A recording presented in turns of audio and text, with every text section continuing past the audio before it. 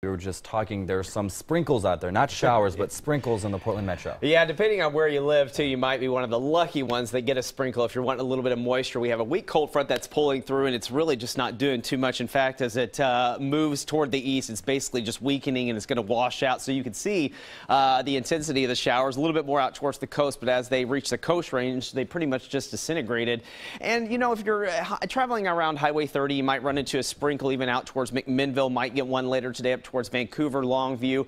And, you know, I'll watch this closely, but Portland, I think we're really going to stay dry out of this as it pushes in. You can just see there's just not a lot with it. Now, some clouds still behind this, so we'll stay generally mostly cloudy tonight, but really not impressive at all on the rain map here. Astoria and Newport just really coming in with just light amounts. You can see anywhere from Kelso down the I-5 corridor, we've just stayed dry today. In fact, it started off pretty nice this morning with mostly sunny skies.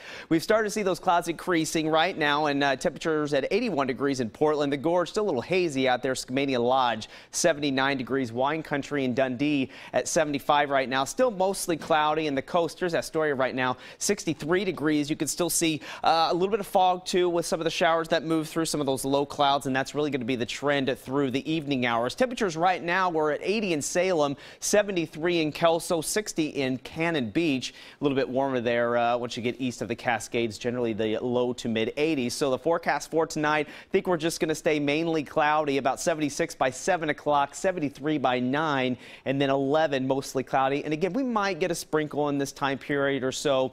All in all, though, as we look at the trend of this is the cold front that moved through.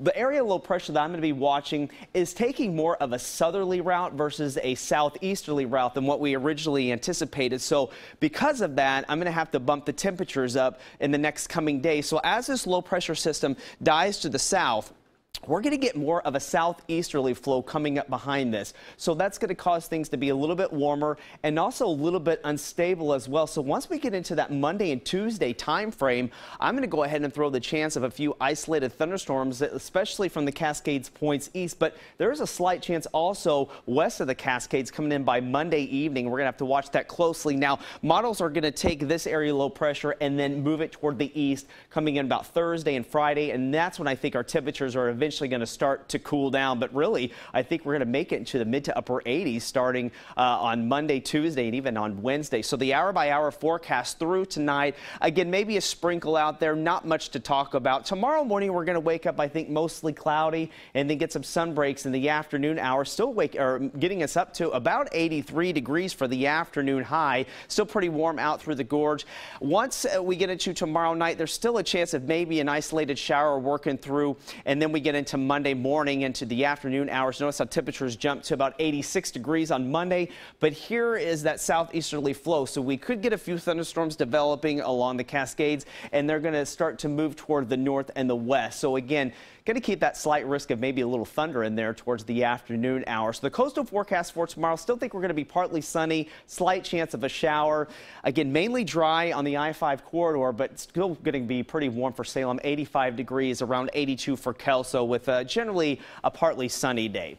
Once we get east of the mountains tomorrow, the red flag warning will still be there, the fire threat. We will see the chance for some thunderstorms developing in the afternoon hours, and some of those might try to drift toward the Gorge in the evening hours. Temperatures tomorrow still pretty hot, though. Hood River 86 and 89 in the Dalles, and 77 in Government Camp, potentially maybe a thunderstorm in the evening. So here's that extended forecast. Big jump in the temperatures. You know, the models were really kind of wishy-washy on this one, but they're starting to come in now. So I bumped it to the mid to upper 80s through Wednesday. Once that low pressure system moves in, basically moves over the top of us, cooling us back down into the upper 70s by Friday, and then back up to the 80s by Saturday, drying out. We're kind of all over the board there. Yeah, it is. It's been a little tricky forecast there. But we really need the rain. Yeah, so we do. Hopefully we get something. All right. Thanks, Riley.